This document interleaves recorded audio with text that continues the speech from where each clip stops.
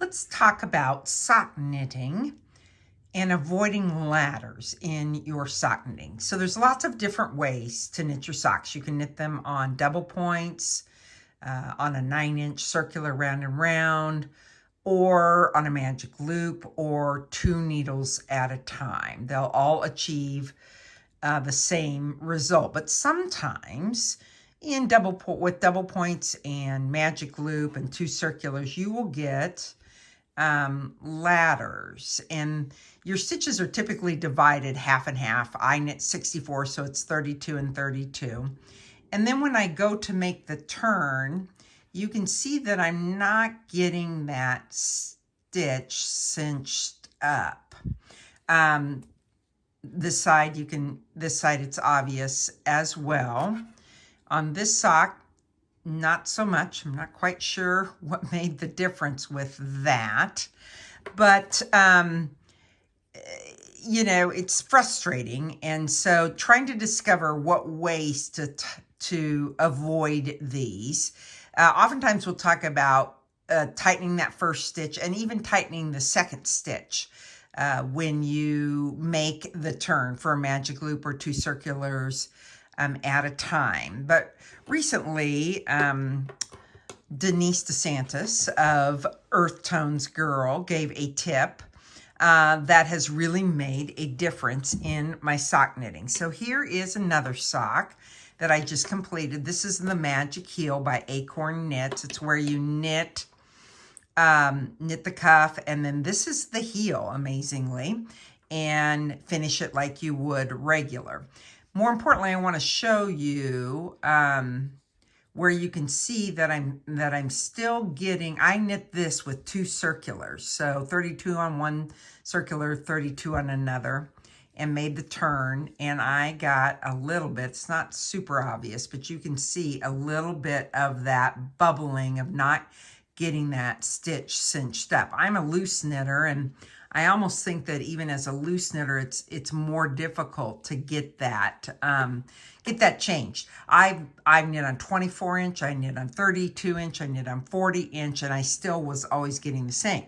So I'm going to show you the technique that I use that has made a world of difference. I have knit my second sock here, Yahoo, for the Magic Heel sock, and I am not getting any ladders. This is a big Yahoo for me on either side.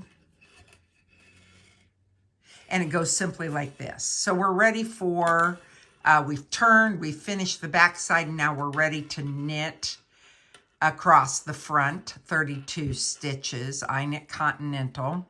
So I'll get in position. And then you pull the needle out, and the key is to go behind the cord. So typically I would come in the front of it and then have to work to get that cinched up. But what you do is you go behind the cord and enter the stitch as if to knit, and you can see that there's really very little distance between your cord and the stitch that you are working. So you do that with 1, and then you do that with 2, and then your hand is kind of in the loop. I usually do, I don't know, 3, 4, 5 stitches. Sometimes I even go all the way across when I'm in this position. Or I'll do a few, and then I'll bring my hand out and get back in position over the needle, holding the needle in a traditional way, so that I'm working across with my hand not contained in the magic loop. These are Chow-Gu needles. This happens to be a 40-inch cord, and these are a 00 because for the Magic Heel, you work that section of this sock in a size needle down. Normally, I knit my socks on a 0, so that means that I've got to knit the Magic Heel on a double on a double zero. Okay, we're coming upon, and I want to show you one more time how I avoid. I've been doing this now for the last week, and it has totally changed my sock knitting. Coming upon the end. Okay, we're done. What I like to do in Magic Loop is I pinch that back cord, the back cord with the front. I pancake it. So I clockwise turn it, push, push, push my stitches up onto the needle. Be careful not to pull this. We have a tendency to want to just pull it. What happens sometimes is that then you pull the stitches right, or the needle right out.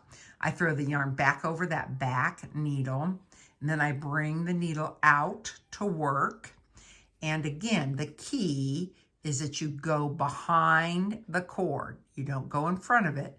You go behind the cord and knit that first stitch, and you'll see again that that is super close to the red cord. Get it done here.